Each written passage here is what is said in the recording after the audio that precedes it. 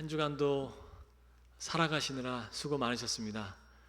또 우리가 알지 못하는 여러 일들이 있으셨고 또 고민들이 있으셨고 그러셨을 텐데 한 주간 또 지금까지 걸어오시느라고 정말 고생 많으셨습니다. 다윗의 이야기인데요. 다윗이 여호와 하나님을 힘입어서 골리앗을 쓰러뜨린 사건이 있었죠. 그때 그 사건 이후에 사울은 다윗을 고향으로 보내지 않고 자기 곁에 머물게 했습니다. 아마도 다윗이 아주 마음에 들었던 것 같습니다. 다윗이 그렇게 사울 곁에 있으면서 사울이 보내는 곳마다 아주 일을 잘 처리하고 전쟁에서 승승장구하니 결국에는 다윗이 군대의 장이 됩니다. 또 모든 백성과 신하들이 이에 대해서 아무도 이론의 여지 없이 다 합당하게 여겼습니다. 그런데 어느 날 다윗이 블레셋과의 전투에서 승리하고 돌아올 때에 이스라엘의 모든 성읍에서 여인들이 노래하며 춤추면서 사울의 군대를 환영하는데 그만 그때 불렀던 노래가 사울의 심기를 다 건드렸습니다. 어떤 노래였냐면 사울이 죽인 자는 천천히요 다윗은 만만이로다. 이 노랫소리를 들으니 사울의 심기가 확 불편해진 거예요. 이때 사울의 심기를 세번역 성경으로 보면 사울은 몹시 언짢았고 생각할수록 화가 치밀었다고 기록하고 있습니다. 여러분 당연히 그럴 수 있죠. 왕인 자신보다 신하인 다윗이 백성들에게 더 칭송을 받으니 당연히 심기가 불편해질 수 있습니다. 인간이라면 누구나 가질 수 있는 보편적인 감정이라고 생각합니다. 그런데 18장 9절을 보니 그날 이후에 사울이 다윗을 주목하여 보았다 이렇게 기록하고 있어요. 그런데 단지 주목한 것은 아닙니다. 세번역 성경으로 보니까 시기하고 의심하기 시작했다 이렇게 기록하고 있습니다. 가장 최근에 번역된 새한글 성경은 의심스러운 눈초리라고 말씀합니다. 그저 본 것이 아니라 질투와 의심의 시선을 가지고서 다윗을 바라본 거죠. 무엇을 의심했겠습니까? 자신의 왕자를 결국엔 빼앗지는 않을까 하는 그런 의심을 가지고 바라본 거죠. 사소한 질투의 감정은 자연스러울 수 있지만 그것이 확대되어서 의심이 생기고 권자에 대한 탐욕이 번져나가고 질투에 그만 사로잡힌 마음으로 사람을 주의 깊게 보니 사울이 결국엔 어떻게 되냐면 그의 내면이 악으로 가득가득 채워지게 됩니다. 그런 마음으로 그런 시선으로 사람을 보니 내면이 병들어가는 거죠. 마가복음 7장을 보면 예수님은 이런 말씀을 하신 적이 있어요. 귀로만 한번 들어보세요. 한편 이렇게 말씀하셨다. 사람한테서 나오는 것 그것이 사람을 더럽힙니다. 안에서부터 사람 마음에서 나쁜 생각이 나와요. 곧 음란한 짓, 도둑질, 살인입니다. 또 혼의 관계, 지나친 욕심, 악함, 속임수, 멋대로 놀아남, 못된 눈초리, 하나님 모독, 시건방짐, 아둔함입니다. 이 모든 악한 것들이 안에서부터 나와서 사람을 더럽힙니다. 예수님 말씀에 못된 눈초리라고 되어 있죠. 지금 사울의 내면의 상태가 예수님의 말씀과 같습니다. 못된 눈초리로 사람을 보는 것이 그 시선을 받는 이들에게는 얼마나 큰 괴로움인지 모릅니다. 제가 어떻게 하냐면 제가 경험했기에 그렇습니다. 못된 눈초리로 하루 종일 저를 바라보는 그 시선이 저를 얼마나 힘들게 하는지 몰라요. 그 눈초리가 사람을 억압하고 사람을 옥죄입니다. 종국엔 삶에 대한 의욕마저 상실하게 만드는 것이 바로 그 못된 눈초리예요. 사울은 악령에 사로잡히게 되고 시시때때로 이제는 다윗을 죽이려 합니다. 다윗은 그런 사울을 피해 달아나게 되죠.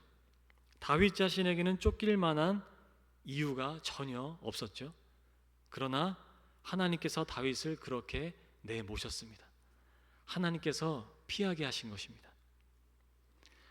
제가 말씀드렸던 것처럼 우리도 눈초리로 그런 못된 눈초리로 사람을 대하는 이들을 만날 때가 있어요. 우리 자신이 그런 사람이 아니기를 바랍니다. 못된 눈초리로 바라보고 있지 않으시죠? 네, 지금은 굉장히 사랑의 눈빛이세요. 네, 못된 눈초리로 바라보지 않으시기를 바랍니다. 그런 이들과 한 공간에서 오랜 시간 함께 일해야 할 때도 있죠. 그럴 때면 정말 괴롭습니다. 그런 이들을 무조건 인내하고 참아내는 것이 하나님이 원하시는 방식일까요? 저는 그렇지 않다고 봅니다. 그럴 때는 피할 길을 찾아야 하고 다윗처럼 하나님이 피하게 하신다면 그 길을 가는 거죠. 피해야 나의 영혼이 살기에 그렇습니다. 아무튼 다윗은 그렇게 사울을 피하여 가드왕 아기스에게로 갑니다. 일종의 정치적 망명이라고 해야 할까요? 제3국에 자신의 신변 보호 요청을 하는 거죠. 그런데 다윗의 의도와는 달리 그곳에서 예기치 않은 일이 생깁니다. 아기스의 신하들이 다윗을 알아보고 노래를 기억했던 거예요. 어떤 노래죠?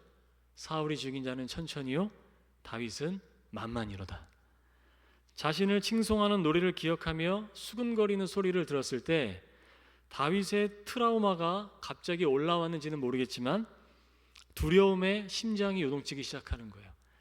이러다가 죽을지도 모르겠는데 여기 사로잡히는 거 아니야? 갑자기 심장이 요동치기 시작합니다. 그때 다윗은 살아야겠다는 그 직감 속에서 어떤 행동을 하게 되냐면 미친 척을 하기 시작하는 거예요. 가드 사람들이 손을 대면 미친 듯이 굴면서 성문의 그 문짝에 낙서를 하고 수염에 막 침을 흘리기 시작하는 겁니다. 그랬더니 이 모습을 본 이 아기스 왕이 어디서 이런 미치광이를 데려왔냐면서 당장 내어 쫓으라고 말하죠. 불과 얼마 전까지만 해도 어디를 가든지 숭숭장구하며 사울이 죽인 자는 천천히고 다윗이 죽인 자는 만만이라는 칭송을 들었던 그야말로 그런 다윗이었습니다. 조금 더 거슬러 올라가면 거인 장수 골리앗 앞에서도 주눅들지 않고 여호와 하나님의 이름으로 거침없이 그 엄청난 장수 골리앗을 물리쳤던 다윗이었어요.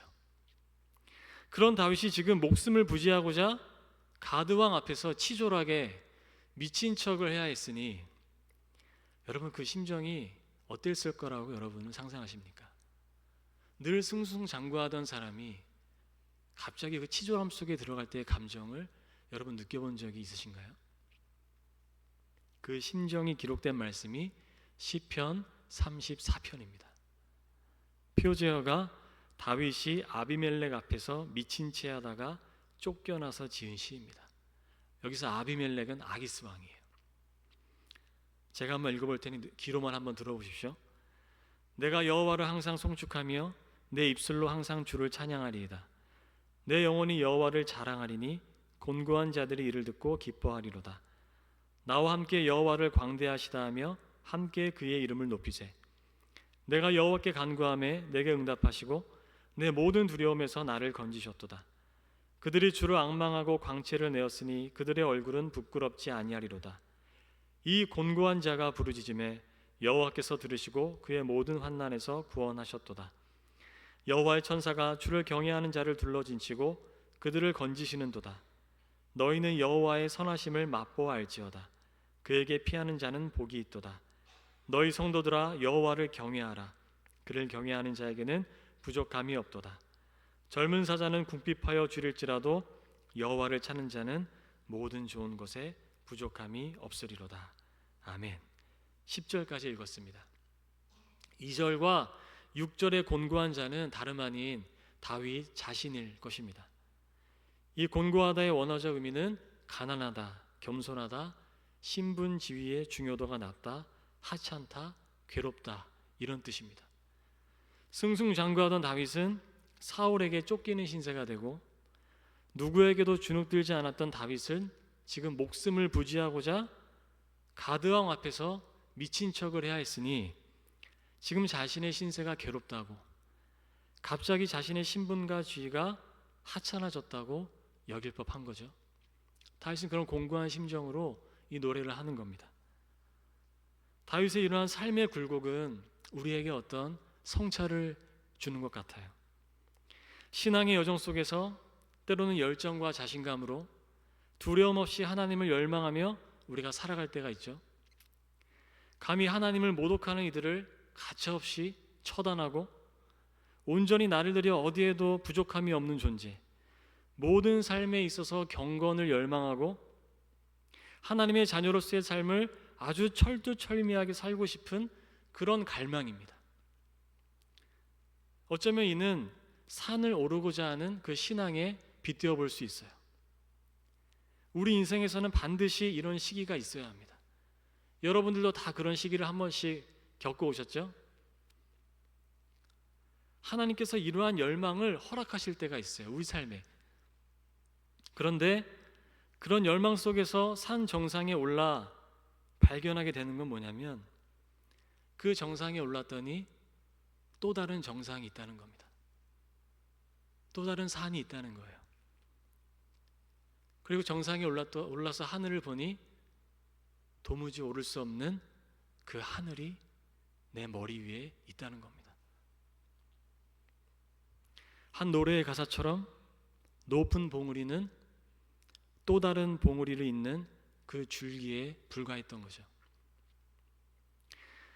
그 순간 하나님은 우리에게 그러면 더 높은 산을 한번 올라가 봐, 그렇게 말씀하지 않으시고 하나님은 이제 그만 내려와 라고 말씀하십니다. 이제 그만 높은 곳에서 낮은 곳으로 가득 채우려는 그 채움에서 비움으로 한번 내려와 봐 말씀하시는 거예요. 그럴 때면 문제없었던 일들이 갑자기 가로막히기도 하고 평범했던 관계가 갑자기 틀어지기도 하고 나의 내면 속에서는 나는 문제가 있는 사람 아닌가? 난 왜 이 정도밖에 되지 않지? 왜 아무리 오르려 해도 나는 오를 수가 없는 거지? 왜 저 사람은 나보다 더 높은 산에 올라가 있을 수 있는 거지? 그런 생각에 사로잡히기도 하는 겁니다. 그렇게 인생의 내리막길을 걸어가 보는 거죠. 다윗은 지금 내리막길에 있습니다. 그런데 그 내리막길에서 다윗이 지금 시편 34편에서 고백하고 있는 건 원망과 저주가 아니에요. 오히려 그 내리막길이 자신의 비천함이 지금 구원이 되고 있다고 고백하고 있습니다. 하나님은 그런 자신의 기도를 들어주셨고 환난에서 구원하셨다고 합니다.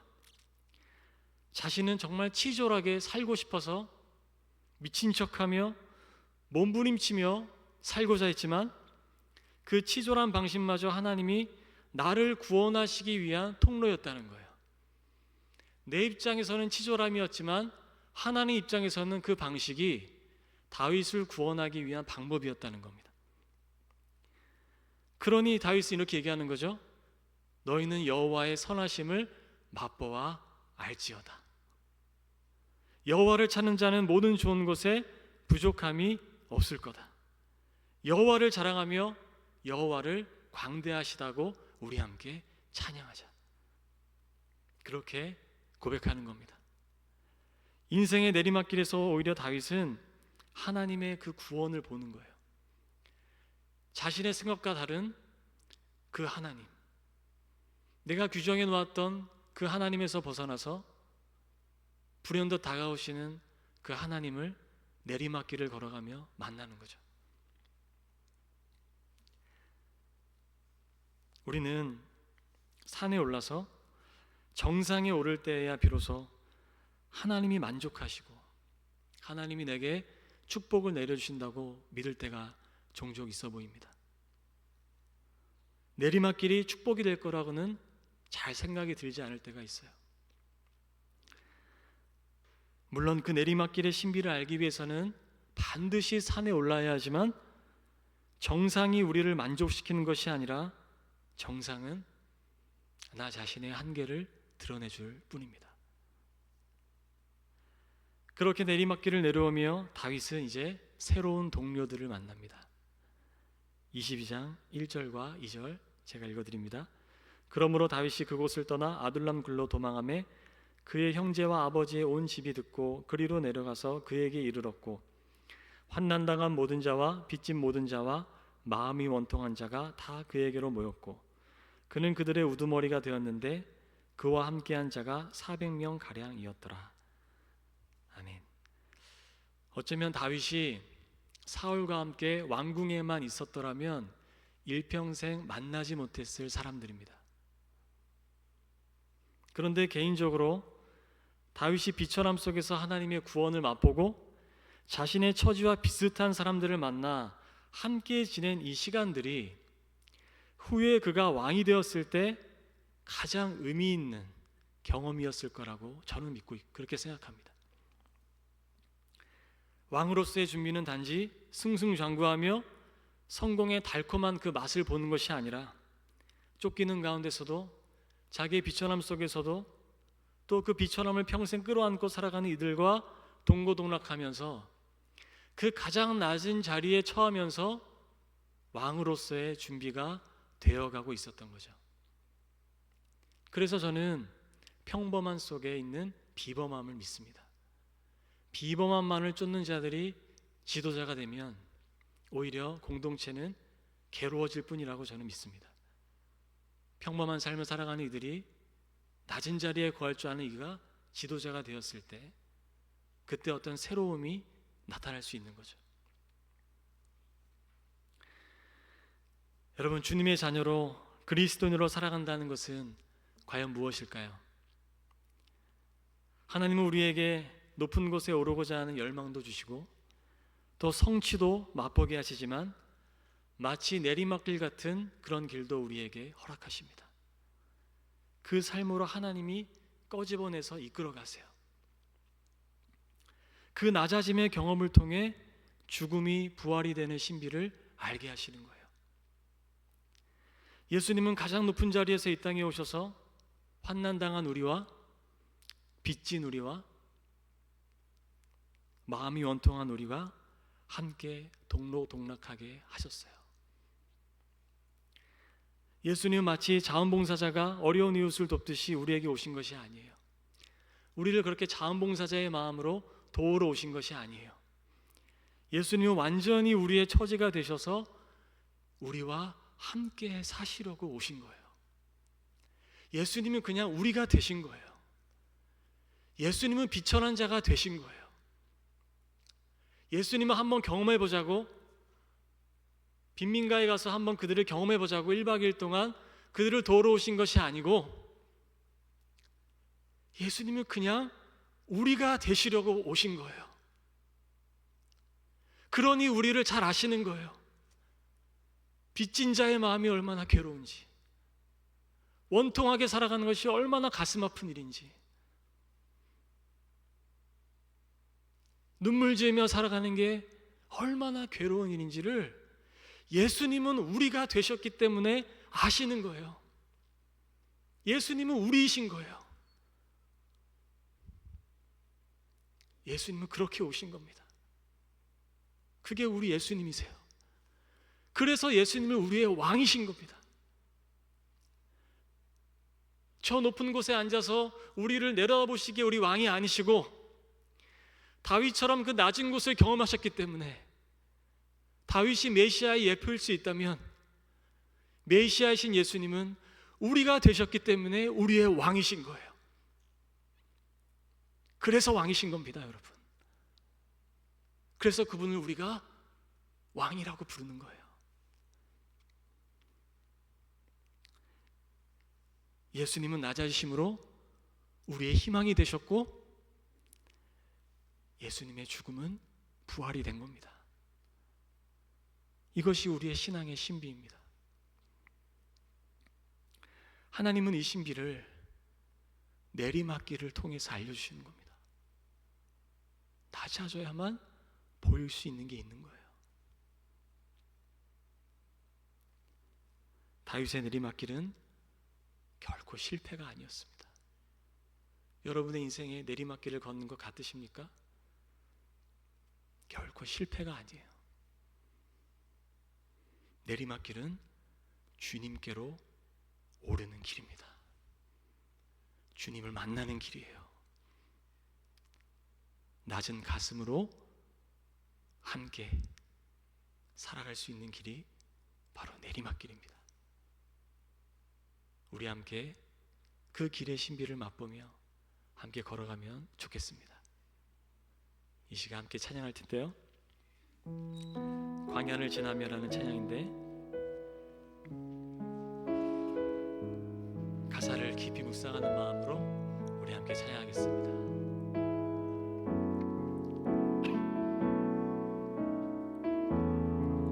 왜 나를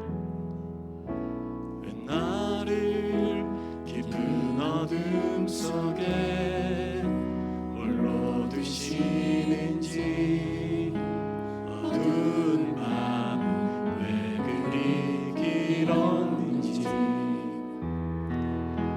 나를 고독하게 나를 나 자신에게 세상 어디도 기댈 곳이 없게 하셨네.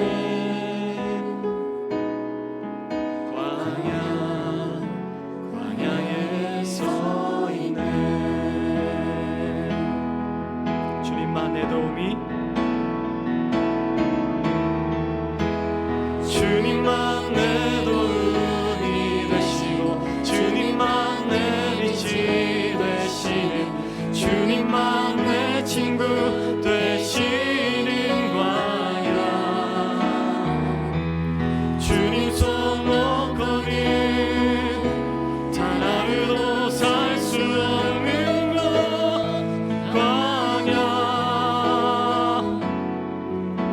광야에 서 있네. 왜 나를 깊은 어둠 속에,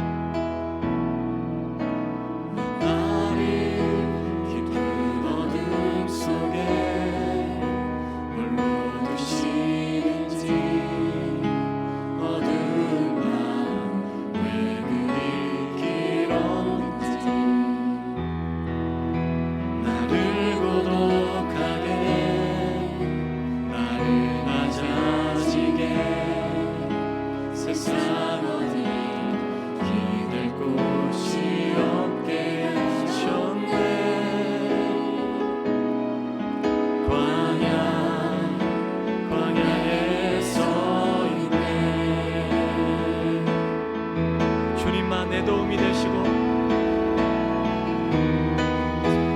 주님만 내 도움이 되시고, 주님만 내 빛이 되시는, 주님만 내 친구 되시는 광야. 주님 손 놓고는 단 하루도 살 수 없는 곳,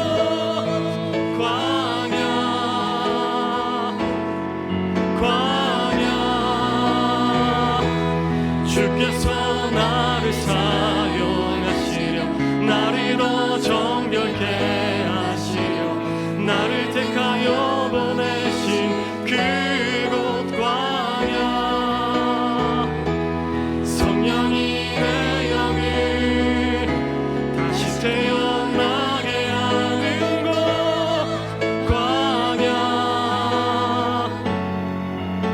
광야에서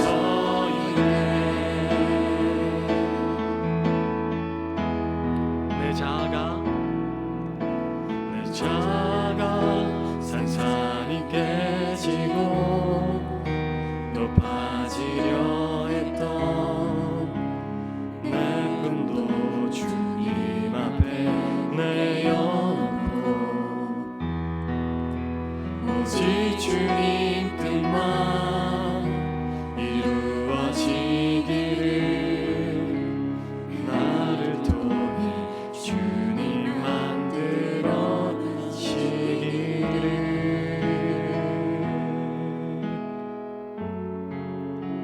광야를 지나며.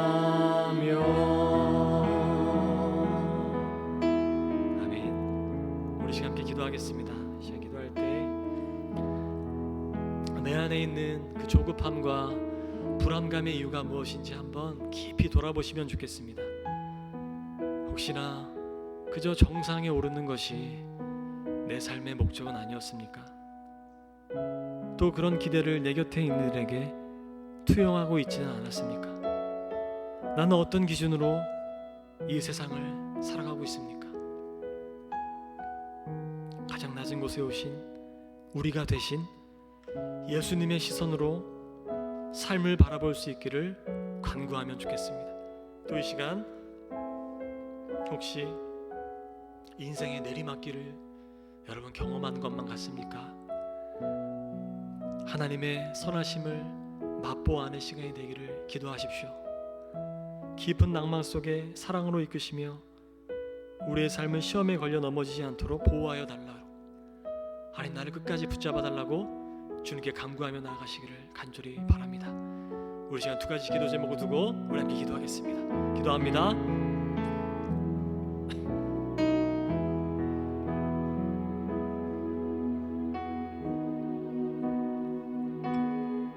하나님 아버지, 내 안에 있는 조급함의 원인은 무엇입니까? 하나님, 내가 불안해하는 이유는 무엇입니까? 하나님, 나는 무엇을 추구하며 살아가고 있습니까? 하나님, 나의 목적은 무엇이고, 하나님, 나는 무엇을 지향하며 살고 있습니까? 하나님, 나의 거짓됨과 탐욕과, 하나님 아버지, 여전히 주님 안에서 헛된 것을 추구하는 나의 모습을 아시는 주님,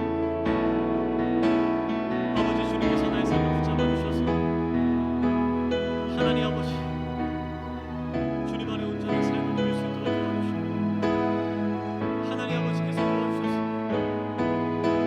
온전히 하나님 주님을 향하여 살아갈 수 있도록 도와주시기를 간절합니다. 나의 마음속에 여전히 남아있는 탐욕들, 나의 마음속에 여전히 남은 허영들을 주님께 맡겨드립니다. 하나님 아버지, 새롭게 하여 주셔서 아버지, 주님 안에 나의 영이 새로워지고 주님 안에 온전히 구원의 삶을 살아갈 수 있도록 주께서 역사하여 주시옵소서. 하나님 아버지, 인생의 내리막길을 경험하고 있는 이들이 있습니다. 나의 인생은 왜 그런지, 나의 인생의 모든 것이 막히는 것만 같고 아무것도 되지 않는 것만 같고 불안과 초조 속에 살아가는 이들이 있습니다.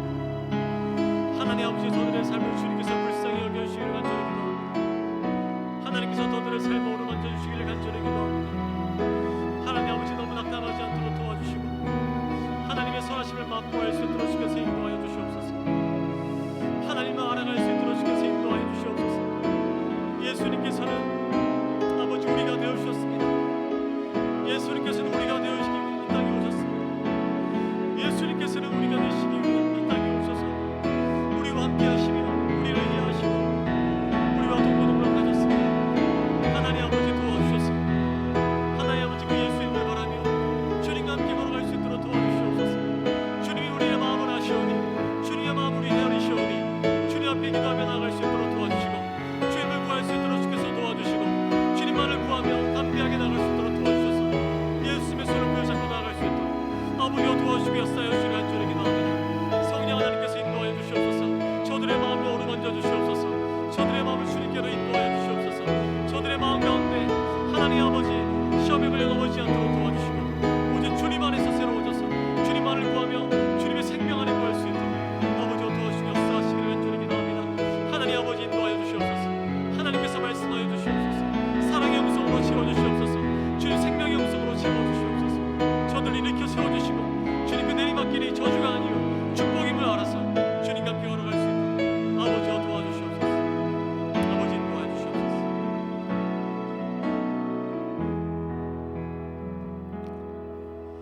우리 이 시간 사랑하는 지체들을 위하여 우리 한 마음으로 기도하기 원합니다.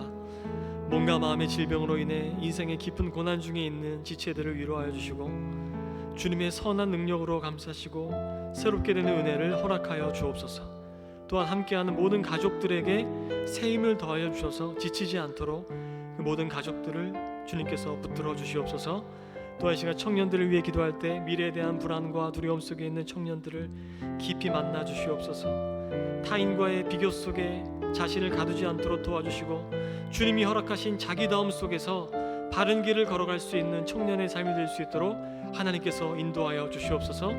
우리 새 학기를 시작한 지혜들에게 지혜를 주시고 모든 만남 속에 평안을 주시옵소서. 하나님 나라의 인재로 세워져 갈 수 있도록 도와주시고 후에 돌아봤을 때 이 학창 시절이 아름다운 추억으로 가득한 소중한 시절이 될 수 있도록 하나님 한 지체 한 지체마다 성령 하나님께서 동행하여 주시옵소서. 우리 사랑하는 지체들을 위하여 간절한 마음으로 함께 기도합니다. 기도하겠습니다. 하나님 아버지, 온갖 마음의 질병으로 인해 인생에 깊은 고난 중에 있는 지체들을 위로하여 주시기를 간절히 기도합니다. 하나님이 보이지 않습니다. 아픔 중에 하나님이 보이지 않고 하나님 아버지 그 질고 속에서 도저히 헤어나올 수 없는 아픔 속에서 주님이 보이지 않는 지체들이 있습니다. 하나님 이것이 언제까지 지속될지 알지 못하는 지체들이 있습니다. 하나님 아버지 저들을 불쌍히 여겨주시옵소서. 하나님 저들을 불쌍히 여겨주시옵소서. 하나님 저들을 불쌍히 여겨주시옵소서. 주여 저들을 불쌍히 여겨주시옵소서. 저들의 고통을 돌아봐 주시옵소서. 저들의 아픔을 돌아봐 주시옵소서. 하나님 언제까지입니까? 아버지 언제까지 저들이 아파야 합니까?